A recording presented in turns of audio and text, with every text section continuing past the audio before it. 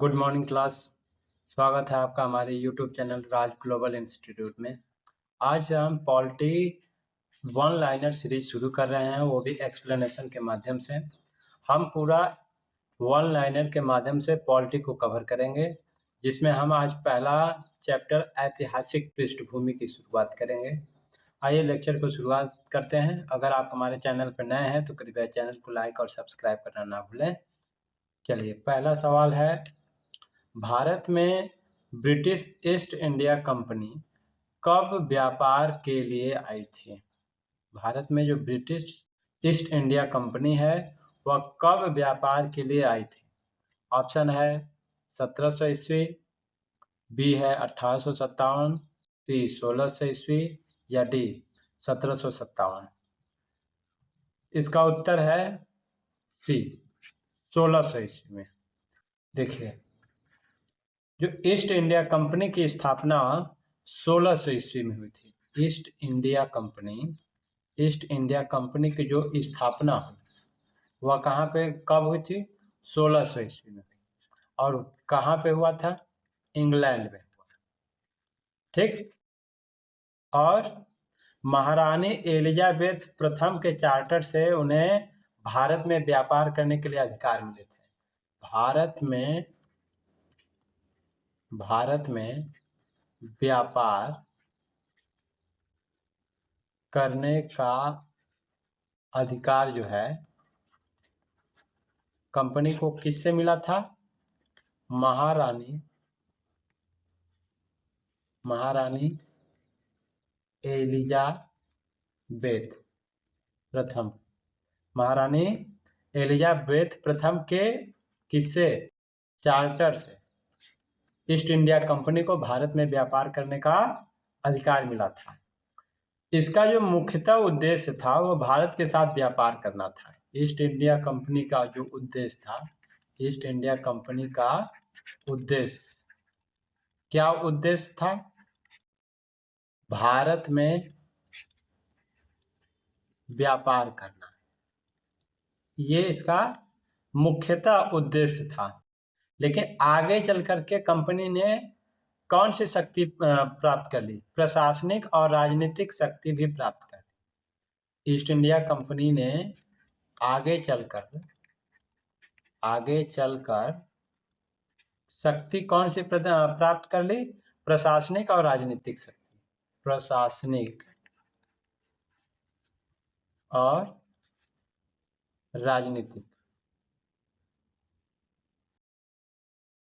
राजनीतिक शक्ति। ठीक। तो ईस्ट इंडिया कंपनी की स्थापना 1600 ईस्वी में इंग्लैंड में हुआ और ईस्ट इंडिया कंपनी को भारत में व्यापार करने का अधिकार महारानी एलिजाबेथ प्रथम के चार्टर द्वारा उन्हें मिला था। ईस्ट इंडिया कंपनी का जो उद्देश्य था वो भारत में व्यापार करना था। ईस्ट इंडिया कंपनी आगे चल करके प्रशासनिक और राजनीतिक शक्ति भी प्राप्त कर ली। ठीक है, नेक्स्ट क्वेश्चन की बात करते हैं। ब्रिटिश ईस्ट इंडिया कंपनी ने 1765 में किन प्रांतों के दीवानी अधिकार प्राप्त किए? पहला है कर्नाटक, मुंबई, मद्रास। दूसरा है बंगाल, बिहार, उड़ीसा या दिल्ली, पंजाब, सिंध या Rajasthan, Maharashtra, Gujarat. British east India company ने 1765 में किन प्रांतों के दीवानी अधिकार प्राप्त किए? कर्नाटक, मुंबई, मद्रास, बंगाल, बिहार, उड़ीसा, दिल्ली, पंजाब, सिंध, राजस्थान, महाराष्ट्र, गुजरात। देखिए, इसका जो आंसर है वो है हमारा बी, बंगाल, बिहार और उड़ीसा। 1765 में इलाहाबाद की संधि के बाद कंपनी को बंगाल, बिहार और उड़ीसा के दीवानी अधिकार मिले। ठीक। 1765 का इलाहाबाद संधि था। ठीक। 1765 का जो इलाहाबाद संधि था, इसे बंगाल, बिहार और उड़ीसा, ठीक, इन तीनों का इसको कौन सा अधिकार प्राप्त हो गया? दीवानी अधिकार प्राप्त हो गया। ठीक है, इसको दीवानी अधिकार प्राप्त हो गया। ठीक ना। ब्रिटिश ईस्ट इंडिया कंपनी को जो दीवानी अधिकार प्राप्त हुए 1765 में, वो बंगाल, बिहार, उड़ीसा के प्राप्त हुए। और कब? 1765 का जो इलाहाबाद संधि हुआ था उससे। ठीक। और इसके तहत शासन और राजस्व संग्रहण का अधिकार कंपनी के पास चला गया। कंपनी के पास जो अधिकार चला गया, ठीक, कंपनी के पास अधिकार चला गया। कौन सा चला गया? किसका? ये शासन और राजस्व संग्रहण। शासन और राजस्व संग्रहण,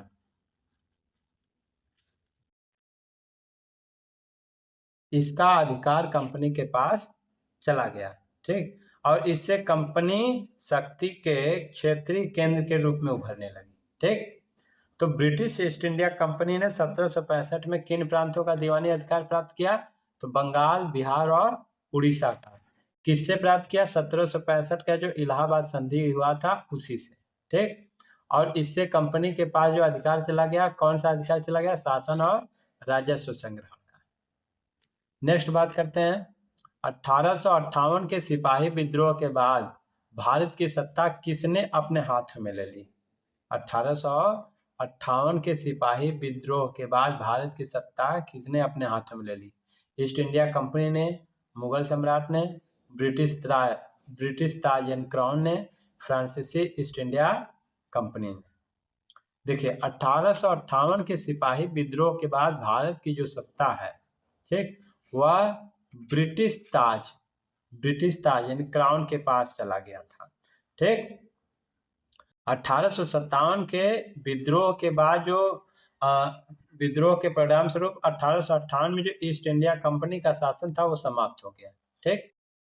1857 का विद्रोह हुआ, तो 1857 के विद्रोह के बाद, ठीक, ईस्ट इंडिया कंपनी का जो शासन था, ईस्ट इंडिया कंपनी का शासन कब समाप्त हुआ? 1858। ठीक। और 1858 में ईस्ट इंडिया कंपनी का शासन किसके हाथों में चला गया? ब्रिटिश ताज यानी क्राउन के हाथों में। और ब्रिटिश संसद के एक अधिनियम द्वारा भारत का शासन सीधे ब्रिटिश ताज की, यानी ब्रिटिश संसद के एक अधिनियम के द्वारा, जो ब्रिटिश संसद का एक अधिनियम था, ब्रिटिश संसद का एक अधिनियम, इसके तहत जो भारत की सत्ता थी वह किसके हाथों में चली गई? ब्रिटिश ताज के। ठीक। और यह शासन कब तक चलता रहा? यह जो शासन है एक ब्रिटिश ताज का, वह 1947 तक चलता रहा। तो 1858 के सिपाही विद्रोह के बाद भारत की सत्ता ब्रिटिश ताज के हाथों में चली गई। ठीक। 1857 में। और ईस्ट इंडिया कंपनी का शासन 1800 कब समाप्त हो गया? 1858 में। और भारत की जो सत्ता है वह ब्रिटिश ताज के हाथों में ब्रिटिश संसद का एक अधिनियम था उसके द्वारा उसके हाथों में चली गई। और यह जो शासन है ब्रिटिश ताज का वह 1947 तक चलता रहा। नेक्स्ट क्वेश्चन की बात करते हैं। भारतीय संविधान कब अस्तित्व में आया? भारतीय संविधान जो है वह कब अस्तित्व में आया? 26 जनवरी 1949, 26 नवंबर 1949, 26 जनवरी 1950, 15 अगस्त 1947। देखिए, भारतीय संविधान जो है वो 26 जनवरी 1950, 26 जनवरी 1950 को अस्तित्व में आया। संविधान जो है हमारा वो 26 नवंबर 1949 को अंगीकृत हुआ। संविधान अंगीकृत कब हुआ?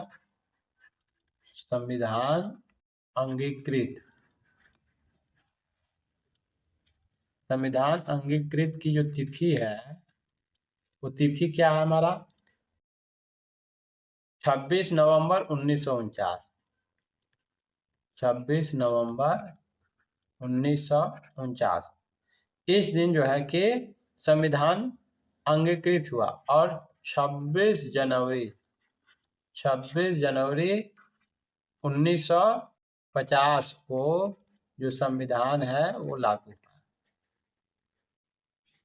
संविधान लागू हुआ।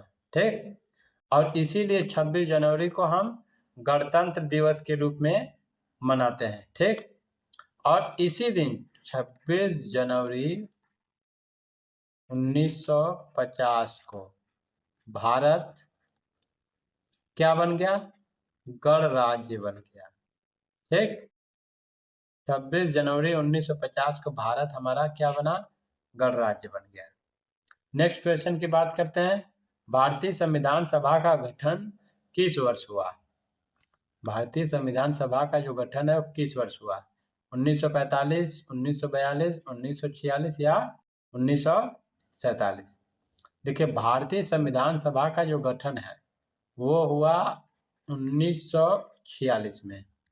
ठीक, गठन कब हुआ? 1946 में। पहली बैठक कब हुई? भारतीय संविधान सभा की पहली बैठक,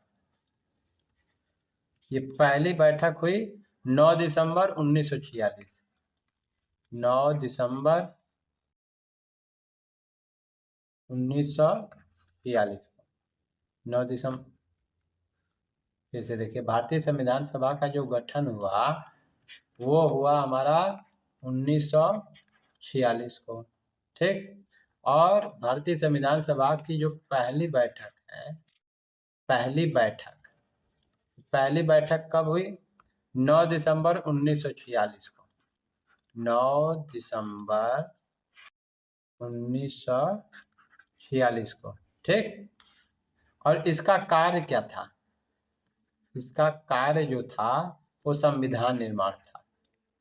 संविधान सभा का जो कार्य था वो क्या था? संविधान निर्माण। ठीक, अब हम बात करेंगे 1773 का रेगुलेटिंग एक्ट के बारे में। इसमें पहला क्वेश्चन है, 1773 के रेगुलेटिंग एक्ट के तहत बंगाल के गवर्नर को कौन सा नया पदनाम दिया गया? 1773 के रेगुलेटिंग एक्ट के तहत बंगाल के गवर्नर को कौन सा नया पदनाम दिया गया? तो इसका उत्तर है सी, गवर्नर जनरल ऑफ बंगाल। ठीक, 1773 के रेगुलेटिंग एक्ट के तहत बंगाल के गवर्नर को गवर्नर जनरल ऑफ बंगाल का पदनाम दिया गया। और 1773 के अधिनियम से ही पहली बार गवर्नर जनरल ऑफ बंगाल का पदनाम दिया गया। इसके पहले जो था गवर्नर ऑफ बंगाल होता था। ठीक, इसके पहले गवर्नर ऑफ बंगाल होता था।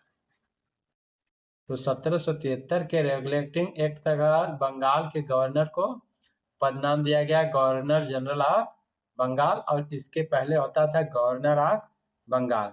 तो पहले गवर्नर जनरल की अगर हम बात करें, पहले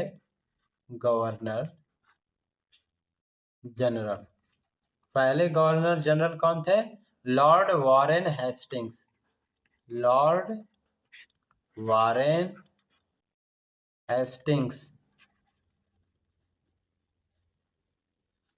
ठीक, तो 1773 के रेगुलेटिंग एक्ट के तहत बंगाल के गवर्नर को बंगाल का कौन सा पदनाम दिया गया? तो गवर्नर जनरल ऑफ बंगाल। इसके पहले होते थे गवर्नर ऑफ बंगाल, और पहले गवर्नर जनरल जो बने वो थे लॉर्ड वॉरेन हेस्टिंग्स। ठीक, नेक्स्ट क्वेश्चन की बात करते हैं हम। 1773 के रेगुलेटिंग एक्ट द्वारा मद्रास एवं बम्बई की प्रेसिडेंसियां किसके नियंत्रण में आ गई? 1773 के रेगुलेटिंग एक्ट के द्वारा मद्रास एवं बम्बई की प्रेसिडेंसियां जो थी वह किसके नियंत्रण में आ गई? ब्रिटिश संसद के, बंगाल के गवर्नर जनरल के, कोर्ट ऑफ डायरेक्टर्स के, या कलकत्ता हाई कोर्ट के? तो देखिए, 1773 के रेगुलेटिंग एक्ट के द्वारा जो है मद्रास एवं बम्बई की जो प्रेसिडेंसियां थी वो बंगाल के गवर्नर जनरल के अधीन आ गई। ठीक, इस अधिनियम से जो बंगाल का गवर्नर जनरल था वो सर्वोच्च प्रशासक बना। ये जो अधिनियम था 1773 का अधिनियम, ठीक, इस अधिनियम से जो बंगाल का गवर्नर जनरल था, बंगाल का गवर्नर जनरल, ये क्या बन गया? सर्वोच्च अधिकारी बन गया, सर्वोच्च अधिकारी, सर्वोच्च अधिकारी बन गया। और इसके अधीन कौन कौन से आ गए? मद्रास और बम्बई, मद्रास एवं बम्बई। ठीक, ये दोनों जो है किसके अंतर्गत आ गए? इसके बंगाल के गवर्नर जनरल के अधीन में आ गए। ठीक, और यहीं से, ठीक, यहीं से भारत में केंद्रीय प्रशासन की नींव पड़ी। केंद्रीय प्रशासन की नींव, प्रशासन की नींव जो पड़ी वो यहीं से पड़ी। ठीक है, नेक्स्ट क्वेश्चन की बात करते हैं। 1774 में रेगुलेटिंग एक्ट के अनुसार कलकत्ता में किसकी स्थापना की गई? 1774 में जो रेगुलेटिंग एक्ट था इसके अनुसार कलकत्ता में किसकी स्थापना की गई? अपील न्यायालय, हाई कोर्ट, सुप्रीम कोर्ट या सिविल कोर्ट? देखिए 1774 में रेगुलेटिंग एक्ट के अनुसार कलकत्ता में जो है वह सुप्रीम कोर्ट की स्थापना की गई। किसकी स्थापना की गई? सुप्रीम कोर्ट की स्थापना की गई। और इसमें सुप्रीम कोर्ट में क्या होता था? एक मुख्य न्यायाधीश और 3 अन्य न्यायाधीश होते थे। एक मुख्य न्यायाधीश और अन्य 3 न्यायाधीश और 3 अन्य न्यायाधीश होते थे। ठीक, एक मुख्य न्यायाधीश होता था और 3 अन्य न्यायाधीश होते थे।